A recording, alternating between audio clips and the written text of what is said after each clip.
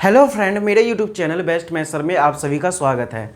आज की इस वीडियो में हम क्लास 10th का चैप्टर नंबर जो हमारा 5 है, ठीक है, 5 जो है समांतर श्रेणियाँ, यानी कि ये जो हमारा समांतर श्रेणियाँ है इसके एक्सरसाइज 5.1 के क्वेश्चन नंबर 1 को समझेंगे, ठीक है। और इसको बहुत ही ईजी तरीके से समझेंगे। इसमें टोटल 4 पार्ट है, एक एक करके हम करेंगे। तो चलिए देखिए, पहला क्या है, क्वेश्चन में हमें क्या कहा गया है उसे समझिए। क्वेश्चन में जो हमें कहा गया है उसे हमें समझना है। तो इसमें कहा गया है कि निम्नलिखित स्थितियों में से किन स्थितियों में संबंध, ठीक है, संबंध और संख्याओं की सूची एपी है, ठीक है। यानी कि ये जो हमें इसमें क्वेश्चन दिया गया है, ठीक है, जो क्वेश्चन होंगे हमारे उसमें कैसे संबंध है, इसको हमें संबंध को बताना है, ठीक है।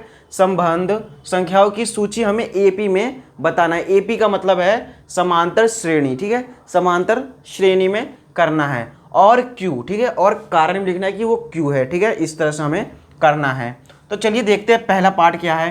तो यहाँ पर देखिए क्या लिखा हुआ है, प्रत्येक किलोमीटर के बाद, ठीक है, प्रत्येक किलोमीटर यानी कि प्रत्येक किलोमीटर के बाद का जो टैक्सी का किराया है, ठीक है, जो टैक्सी का किराया है, जबकि प्रथम किलोमीटर के लिए किराया 15 रुपये है और प्रत्येक अतिरिक्त किलोमीटर के लिए जो किराया है वो 8 रुपये है, ठीक है। इस तरह से हमें क्वेश्चन में कहा गया है। तो लिखेंगे कि जो हमें कहा गया है प्रथम यानी कि प्रथम किलोमीटर यानी कि 1 किलोमीटर, ठीक है, इसको समझिएगा, 1 किलोमीटर, ठीक है, 1 किलोमीटर, ठीक है, 1 किलोमीटर के लिए किराया, ठीक है, 1 किलोमीटर के लिए किराया, ठीक है, किराया कितना है, कितना दे रखा है हमें, कितना दे रखा है, 15 रुपये, सिर्फ 15 लिख देंगे सिर्फ, ठीक है। उसके बाद इस तरह से हमें कहा गया है। अब अतिरिक्त यानी कि प्रत्येक अतिरिक्त किलोमीटर यानी कि 1 किलोमीटर बाद जो है उसमें 8 रुपये लेता है, यानी कि पहले किलोमीटर के लिए 15 रुपये, उसके बाद जो चार्ज करेगा वो 8 रुपये चार्ज करेगा। यानी कि मान लीजिए 2 किलोमीटर की बात करें तो यहाँ पर लिखेंगे 2 किलोमीटर के लिए, ठीक है, के लिए किराया कितना हो जाएगा, यहाँ पर देखिए 15 और प्लस 1 किलोमीटर अगर 15 हो गया उसके बाद जो चार्ज करता है यानी कि 8, तो कितना हो जाएगा, इसको जोड़ देंगे, 8 5 13, 13 का 3 और 2 23, ठीक है, इस तरह से आ गया हमारा, ठीक है।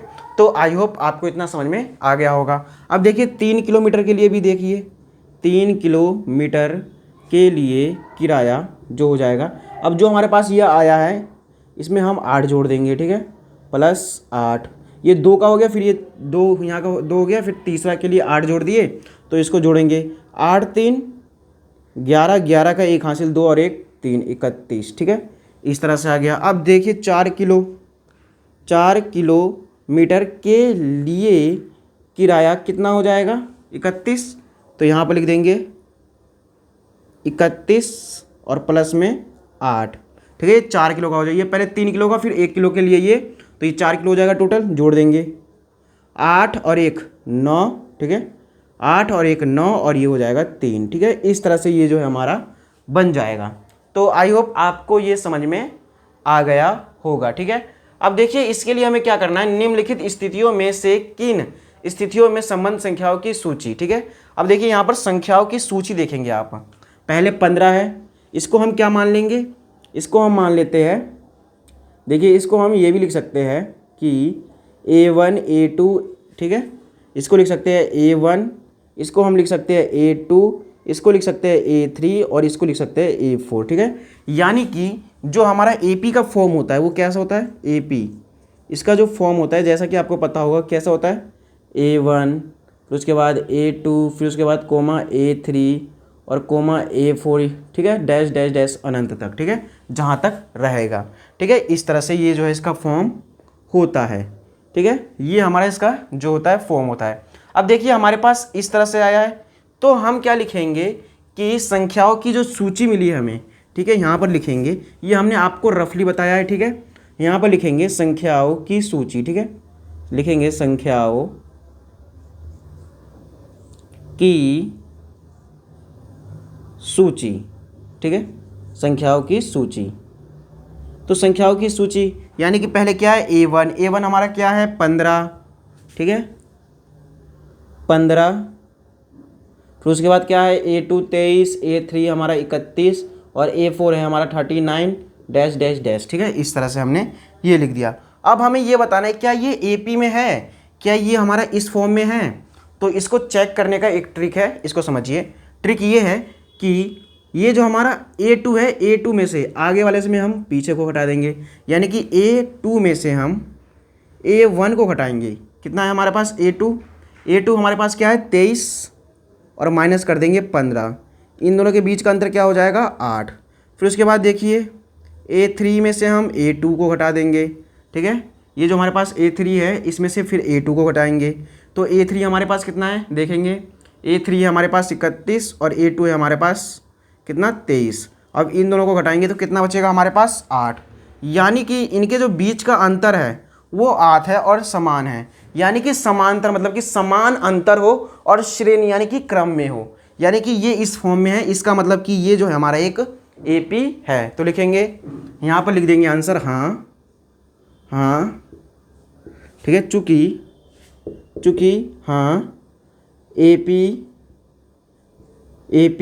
ठीक है। चूँकि सूची, ये जो सूची हमारा क्या है AP है, हाँ सूची AP है, ठीक है। चूँकि हाँ सूची AP है, ठीक है। ये इस तरह से इसका आंसर हो जाएगा। उसके बाद बोला है क्योंकि इनके, ठीक है, क्योंकि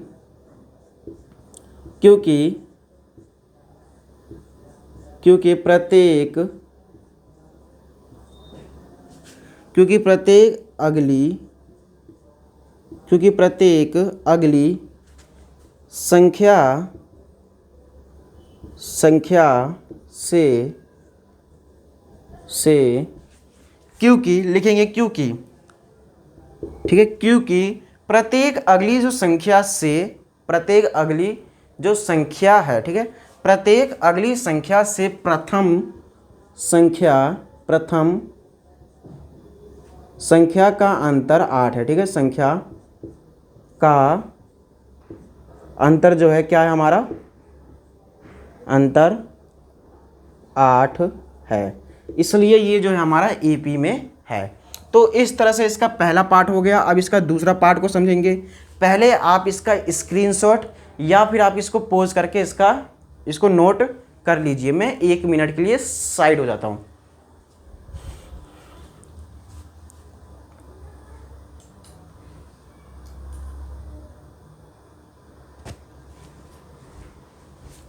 तो चलिए इसका दूसरा पार्ट को हम समझते हैं। तो इसमें देखिए दूसरे पार्ट में क्या कहा गया है, किसी बेलन सिलेंडर में उपस्थित हवा की मात्रा जबकि वायु निकालने वाला पंप प्रत्येक बार बेलन की शेष हवा का 1/4 भाग निकाल देता है, ठीक है। इस तरह से हमें कहा गया है किसी बेलन में उपस्थित हवा की मात्रा, यानी कि हमें इसमें नहीं कहा गया है कि जो उपस्थित जो हवा की मात्रा है वो कितना है, ठीक है। तो हम मान लेंगे कि यहाँ पर लिखेंगे माना कुल हवा, ठीक है। माना कुल बेलन में हवा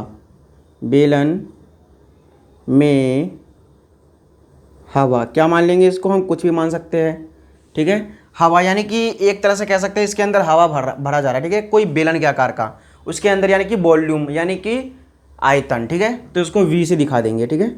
इसको हम V से दिखा देंगे, तो इसको हम A1 मान लेंगे, ठीक है। इस तरह से हम मान लेंगे। पहली बार लिखेंगे पहली बार, ठीक है, पहली बार। उसके बाद देखिए इसमें क्या है कि किसी बेलन में उपस्थित हवा की मात्रा जबकि वायु निकालने वाला पंप प्रत्येक बार बेलन की शेष हवा का 1/4 भाग बाहर निकाल देता है। पहली बार, ठीक है, पहली बार बेलन की शेष हवा, ठीक है, लिखेंगे बेलन की शेष हवा, ठीक है, शेष हवा का 1/4 भाग निकाल देता है। ठीक है, इस तरह से हमें क्वेश्चन में दिया हुआ है, तो निकाल देता है। तो यहाँ पर लिख देंगे कि 1/4 जो भाग है वो निकाल देता है। इसे हमने ये जो हमारा एक है इसकी जगह v लिखेंगे। क्यों? क्योंकि हमने हवा में कुल बेलन की जो मात्रा को माना है अभी v मान रखा है। ठीक है, तो यहाँ पर देखिए इसको हम क्या दिखा देंगे, a2 से दिखा देंगे। ठीक है, इसको हम a2 से दिखा देंगे। और उसके बाद देखिए जो हमारे पास टोटल था, यानी कि ये जो टोटल है हमारे पास, इसमें से हमारा जो है 1/4 यानी कि v/4, ठीक है, ये जो है भाग निकाल दिया जाता है।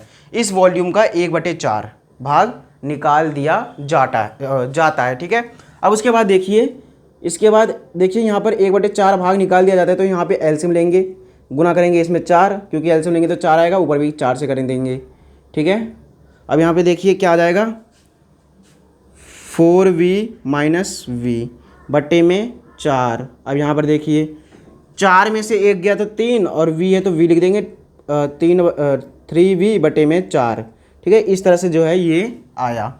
अब देखिए दूसरी बार, ठीक है, दूसरी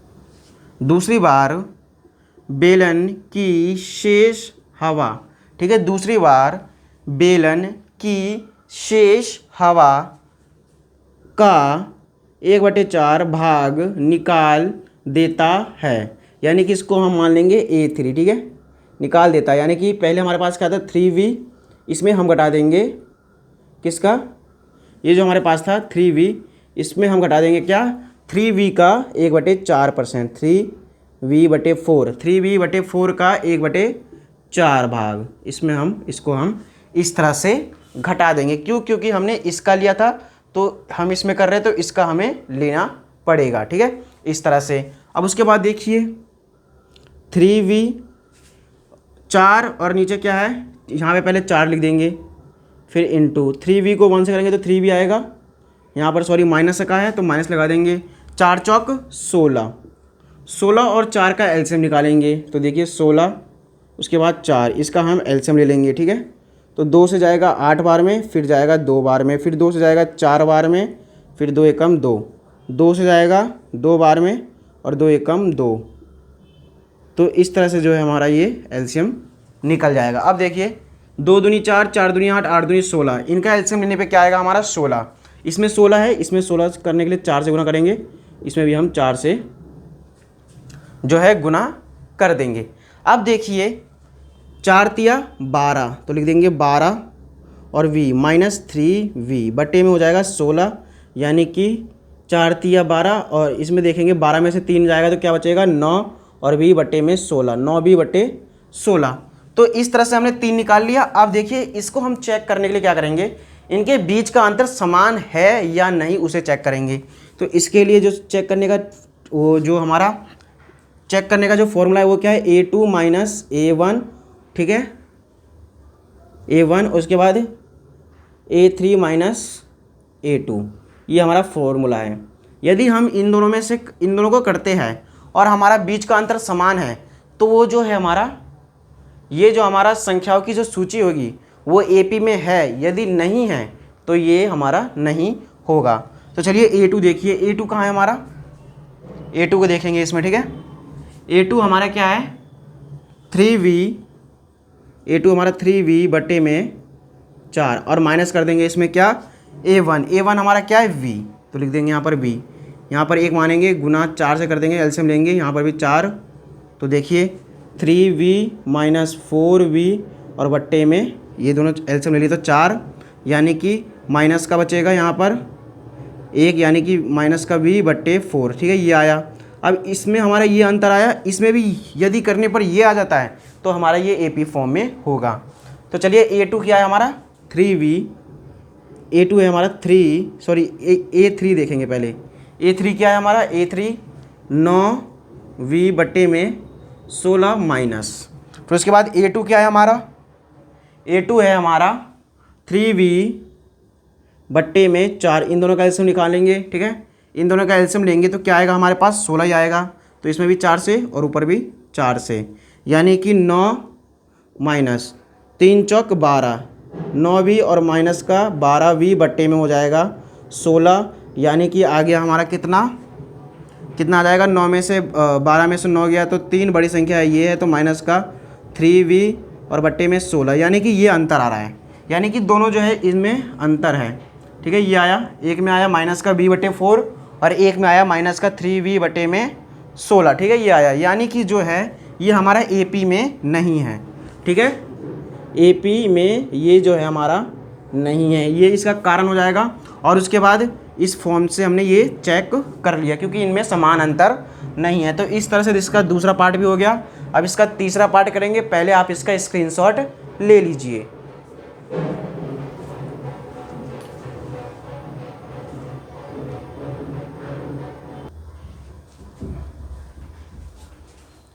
तो चलिए इसका तीसरा पार्ट को हम समझते हैं। इसके जो तीसरे पार्ट में है वो देखिए क्या कहा गया है, प्रत्येक मीटर। ठीक है, इसमें कहा गया कि ये जो हमारा क्वेश्चन नंबर जो पहले का तीसरा पार्ट है, ये जो हमारा पहले का जो पहला पार्ट था उसी के लगभग उसी के जैसे है।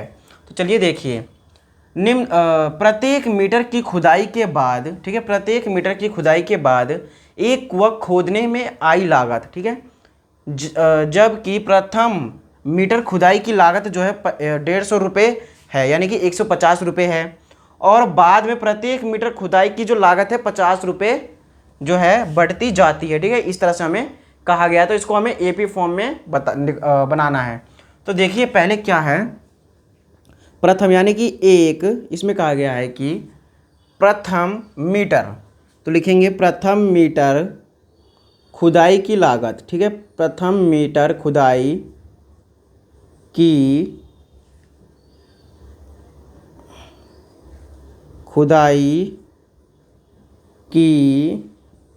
लागत जो है कितना का है, प्रथम मीटर खुदाई की लागत जो हमें दे रखा है वो 150 रुपये दे रखा है। ठीक है, तो सिर्फ हमें ऐसे करके 150 लिख देंगे।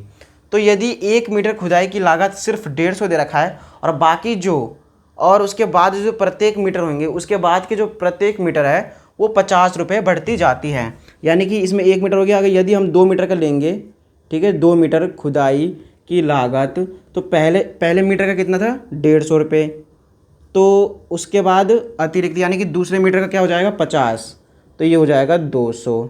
ठीक है, यदि हम 3 मीटर का ले, ठीक है, 3 मीटर खुदाई की लागत ले, तो हमारा जो 2 मीटर का था वो कितना था 200, उसके बाद इसमें तीसरे के लिए हम 50 जोड़ देंगे क्योंकि 50 मीटर बढ़ती जाती है, यानी कि 250।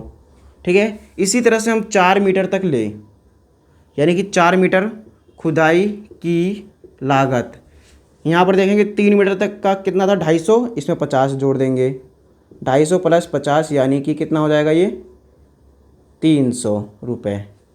ठीक है, तो इस तरह से जो है ये हमारे बन जाएंगे। इसको हम क्या कह सकते हैं, इसको हम बोल सकते हैं A1, ठीक है, इसको बोल देंगे A2, इसको बोल देंगे A3 और इसको बोल सकते हैं A4। ठीक है, ये हम इस तरीके से इसको दिखा सकते हैं। अब इसे यदि चेक करना हो तो आप क्या करोगे, जो A2 होता है A2 माइनस A1 इस तरह से करेंगे। तो A2 क्या है हमारा 200, इनके बीच का अंतर समान आना चाहिए, A2 माइनस और A1 क्या है हमारा 150, घटाने पे क्या आ जाएगा 200 में से 150 गया तो बचेगा 50। ठीक है, अब उसके बाद A3 और माइनस A2, ठीक है, A3 माइनस A2, तो A3 क्या है हमारा देखेंगे, A3 हमारा 200 है, लिखेंगे A3 क्या है हमारा, यहाँ पर देखिए A3 जो है 250 है, तो लिखेंगे 250 और माइनस A2 क्या है हमारा 200, 250 में से 200 गया यानी कि 250 में से 200 जाएगा तो क्या बचेगा 50, यानी कि इनके बीच का जो अंतर है वो समान है। ये हमने रफली समझाया आपको, ठीक है, समान है, तो इसका मतलब है कि ये AP फॉर्म में बनेगा। तो फिर हम AP में लिख देंगे, लिखेंगे कि संख्याओं की सूची, लिखेंगे संख्याओं की सूची, संख्याओं